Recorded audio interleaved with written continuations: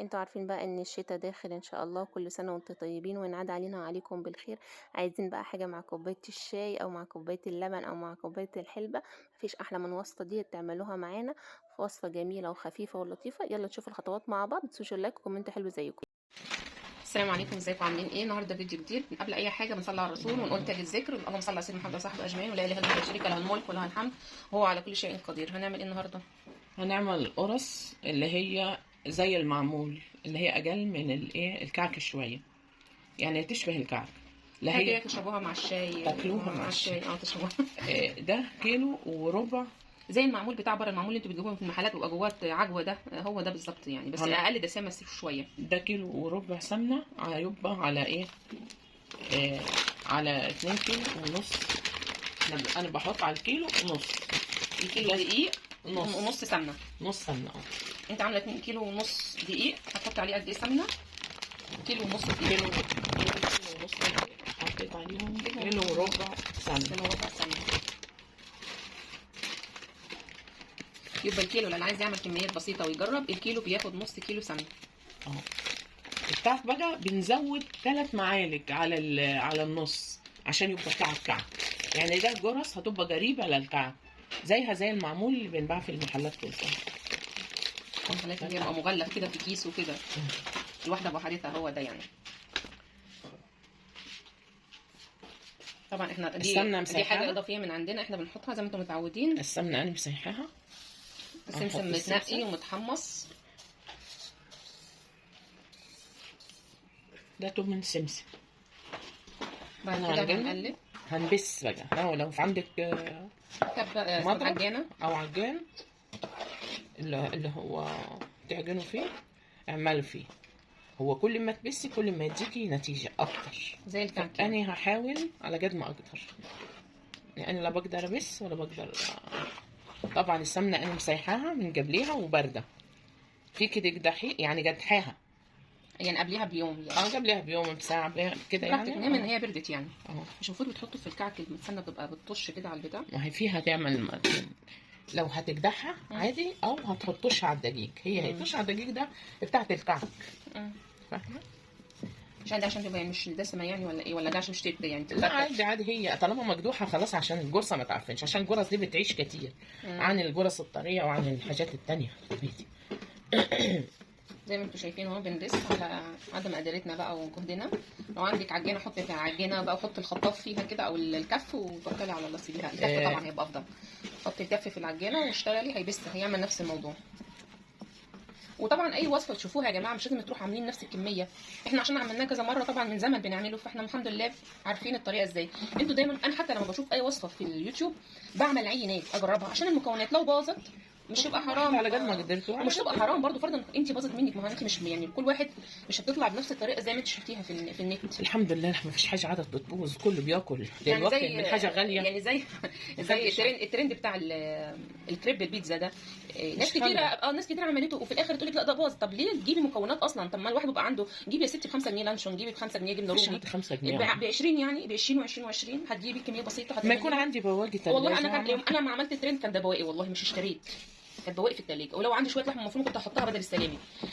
بس ما عملتش نفس الكميه اللي عملتها مش لازم. عملت كميه اقل. نحط خضار بس ممكن نحط خضار وشويه جبنه موزاريلا، شويه جبنه رومي يا ستي، بلاش جبنه فريشيدر، جبنه فلامنك. طيب هنبس ونخلص. هنرجع بقى المقصد ان انا اقول لكم اعملوا كميه صغيره وجربوا وشوفوا عجبتكم بقى حلو، اعملوا الكميه الكبيره اللي انتوا عايزينها. اللي انا حطيته كيلو وربع كان زبده. الزبده لما بتسيح بتقل. الكيلو بيبقى كيلو الا ربع، يعني هتعوز كمان ربع كيلو. بس هما شكله دسم. لا مش دسم يعني عامله زي الكعك لسه. انت بعد كده بتلميه بميه او لبن؟ لبن. ده جرس لو كعك بلمه بميه، لكن ده جرس طريه. يعني الكعك تتلم بميه والقرص تتلم باللبن. الحليب يعني الحليب اللي هو بالخليجي، باللبن بالمصري. ماشي. هنبسه وهنكمل وهنحط ربع كوبايه زيت تديها قرمشه ولون. بتدي قرمشه كده في المعمول، تبقى تقطم كده وتقرش وجميله. هنكمل بس وهنرجع لكم تاني. شوفوا احنا اهو شغالين اهو، بس الدقيق مش بس مبش. ايوه بس دقيق، وهنشوفكم تاني. هو ده اللي احنا وصلنا له في العجن ما شاء الله. بس هنا هنحط معلقه سكر كبيره عشان هنحط عجوه كمان. هتحشيها بعجوه؟ خلينا راح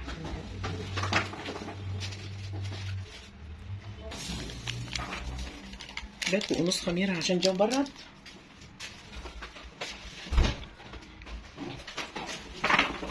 الباكو الخميره دي مكتوب عليه انه معلقه، يعني معلقه ونص. الباكو الخميره ده بيعمل في الصيف يعمل 2 كيلو و2 كيلو ونص كمان، لكن احنا الجو برد هنحط باكو ونص وهنحط معلقه بودر عشان نشوف كام جرام هو مكتوب عليه الباكو الواحد 11 جرام بقى للناس اللي بتمشي بالجرامات وكده. هو مش شرط على فكره الباكو الخميره يخمرها. لو جرس كتير عليه كمان، لو كعك يعني هنحط معلقه بودر كبيره.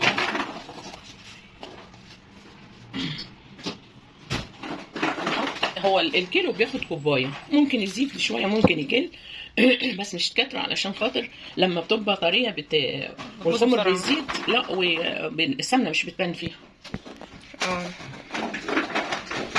كوبايه اللبن، احنا حطينا الخميره والسكر وكل حاجه، مش في اي مشكله. مش لازم انا واثقه من الخميره بتاعتي، مش لازم انني. احنا بعد ما بنبس يا جماعه بسينا الدقيق مع السمنه او الزبده، هنحط مع اسم سكر ونحط رشه ملح وهنحط الخميره. سكر وخميره واللبن خلاص كده، ومعلقه ملح. عشان الطعم تعدل التوازن. المعلقه الملح اصلا ان انا اسمعه دايما في برامج الطبخ والناس الشيفات يقول لك ده بتعزز النكهه، تظهر النكهه بتاعت الاكل اكتر. مش هيبقى لها طعم من غير الملح اصلا. حتى لو انت عاملاها بسكر او لازم المعلقه دي بتعزز النكهات مع بعض. احنا حطينا نص كوبايه زيت يا حبايبي عشان السمنه دي، ده سمنه نباتي مع نص زبده او ربع زبده زي ما انت عايزه، مش عندك مش مشكله. يعني لو سمنه نباتي مش هتقول لك لا، يعني كل واحد على حسب امكانياته. عايزه تعملها بسمنه بلدي كامل اوكي مفيش مشكله. نص كوبايه ميه بتدي لها طعم على فكره، يعني حلوه. يعني انت ما حطيتيش اللبن لكوبايتين، حطيتي كوبايه لبن ونص كوبايه ميه. زودنا شويه سمسم، حاجه اختياريه عشان عايزينها كتير. حطينا اهوت وهنلم بيها. اصلا كمان انت لو اديتي العجينه دي ميه كمان هتشرب. بس هتطلع ناشفه في الاخر خالص يا حبايبي. لو انت عاملاها بسمنه نباتيه او سمنه صناعي، يعني معلقه سمنه بلدي في الاخر كده تديها النكهه كانك عاملاه كله بالسمنه البلدي. هوريكم دلوقتي. دي سمنه بقري كنت انا مسيحاها، معلقتين سمنه اهو تدي الطعم. في الاخر خالص تلميهم بيها كانك بالظبط عاملاها بالسمنه البلدي خالص. وحاجه ترجع لك عايزاها بسمنه بلدي عايزاها بسمنه صناعي. هي البلدي مش يعلى عليها صحيح، بس احنا نعمل ايه ظروف الحياه. هنلمها كده على ما اجهز الصيجان وهقطع على طول ان شاء الله. ده الملمس بتاعها يا جماعه النهائي اهو. في فرق طبعا لما كنا ماسين بس بالسمن كانت تحسي كانها حاجه رمله وانتي عجنها بعجناها رمله طريه. مش رمله، لان الرمله ايوه دي عجنه طريه يعني زي ما كانك عجناها يعني. انما دلوقتي لما حطينا عليها السوائل اللي هي الميه واللبن ادت شويه ملمس العجين. انا بحب احط نص كوبايه ميه عشان ما تكونش يعني دايبه وما تكونش ناشفه. احنا ماسكين الموضوع من النص. طول ما انت عايزاه دايب قللي كميه السوائل اللي هي الميه واللبن. عايزاه ناشف زودي كميه يعني ده احنا لو زودنا معلقتين سمنه هيصير كعك.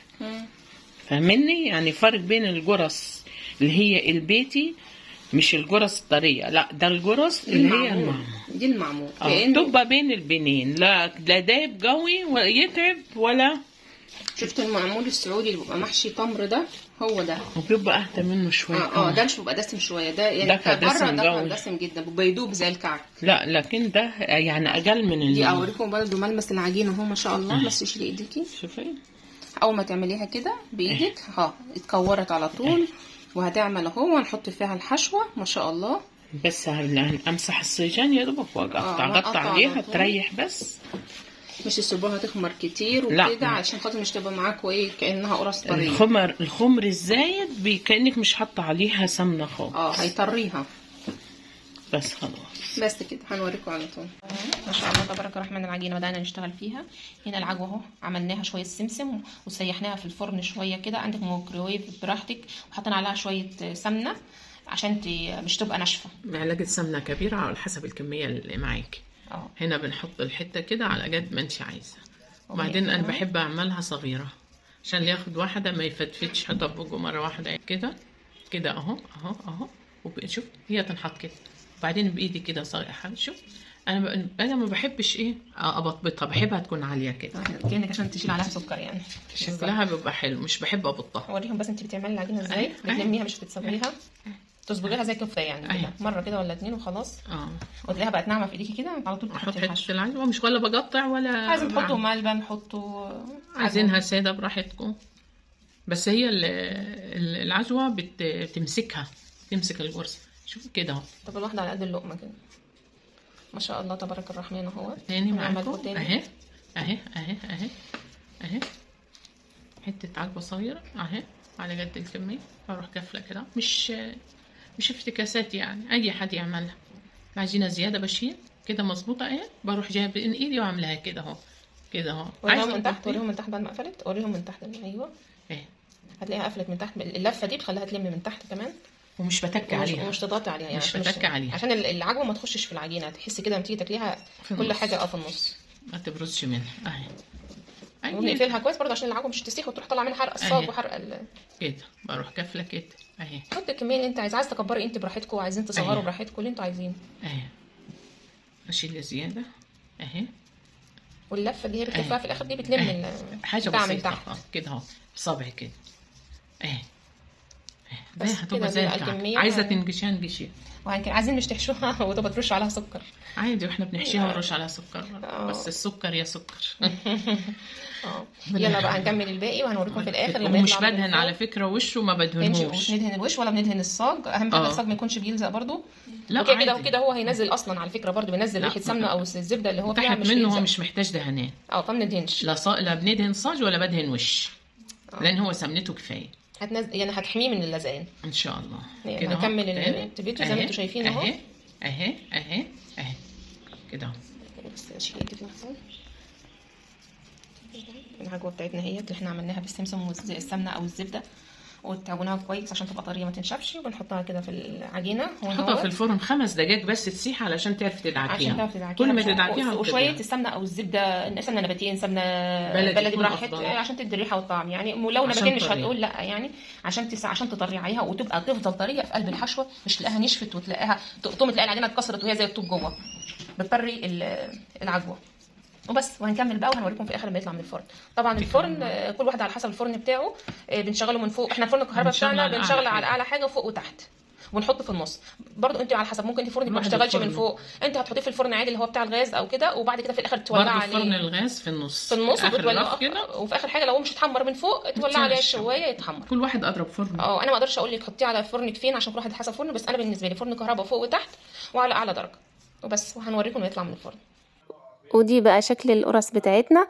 الوصفة دي تنفع في الشتاء بقى، كل سنة وانتم طيبين. الشتاء تدخل علينا مع كوباية الشاي ولا مع كوباية اللبن ولا مع كوباية الحلبة.